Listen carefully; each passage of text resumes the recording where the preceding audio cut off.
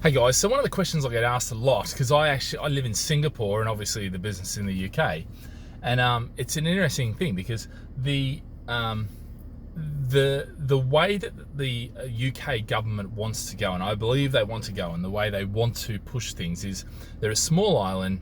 They've got lots of unique things about them that they can actually, effectively call their own. And I think one of the things they're going to do is go to a low tax, very competitive environment. I think it's a great concept that I believe they're trying to do. And the German Chancellor, Angela Merkel, she said, that one of her concerns was about that Singapore style, post-Brexit UK. And I think that the interesting thing is, if we were able to pull that off, if the UK was able to pull that off, I think it would be a fantastic thing. And I think, to be fair, classic 101 branding, it's a great way to brand yourself, and it's a great place to come from. Do I think that they are able to do that? I mean, I think given the absolute ridiculousness of the situation with Brexit and the way the whole thing has gone about and been handled, and the way that there is just no joined up thinking, there's no clear vision, inspiration, strategy. I think the real challenge we face is that, I don't think they'll be able to pull that together.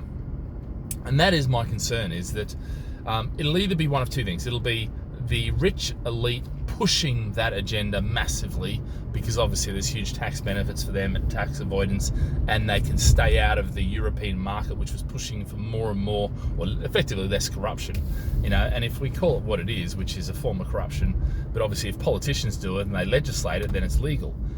So it's not corruption, but the reality is they're going towards the point where I think if they break away from the EU, they can structure it how they want and what's in their best interest. And I think that's not necessarily for the best interest of everyone. That's a lot of what the Labor Party is saying, which I agree with, is they're trying to get away from the workers' rights and things like that. It's not a good thing to do, I don't think. I think, yes, it's pro-business, big business, not necessarily small business, but because the reality is small business is still suffering with lots and lots of new regulations and all sorts of things. But the reality is, can we do a Singapore-style, Brexit or post-Brexit UK? Look, I'd love to say yes, and I think it would be a fantastic goal to achieve and go for. But I think there's a lot of things in Singapore that just aren't present in the UK, such as, there's no, immigrants this and that. It is pretty much, you're a Singaporean, whether you're Muslim, Christian, whatever, religion plays a big part in a lot of people's roles in Singapore, but it doesn't play a political part. And I think that's one of the keys.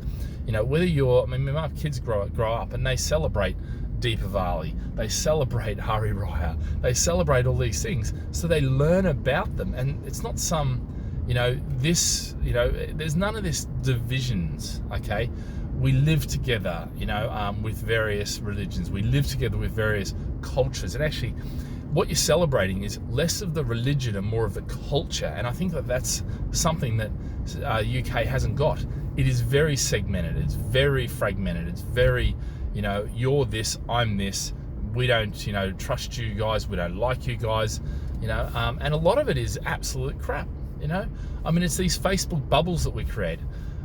Which, well, not that we create, that effectively Facebook algorithm creates, which is where if you believe a certain thing, you attract those type of people towards you. And so your bubble gets reinforced. And I think the problem with this, it's a different society now than what it was. And look, Singapore had its issues, so there is still a chance. And, actually, I would love them, if Brexit is going to happen, to go down that route and really push for that, because I think it could be amazing if they were able to do it right. But I think you need a visionary leader. I think you need some, really strong backing. Singapore has had one party. Right now we've got about 1,500 parties, it seems. Everybody's got a different opinion, and there's not really that much cohesion. So do I think Singapore-style post-Brexit can be done? No, I don't. I don't think that would be possible.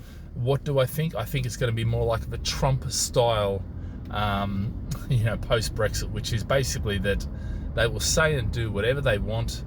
because they've got no oversight. And I think that's the real risk with Brexit right now. And I would love to say, look, I'm all for, breaking away and, expressing our uniqueness and all that sort of stuff, but I just don't think it's going to happen.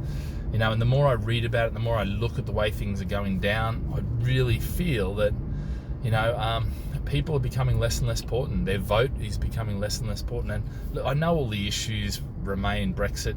To be fair, I don't care either way. I'm going to adapt my business and the way I live, whichever way it goes. Now, do I have preferences? Yes, I do. I just think, realistically, I just can't see the Singapore Brexit happening. So yeah, that's my take on the Singapore Brexit.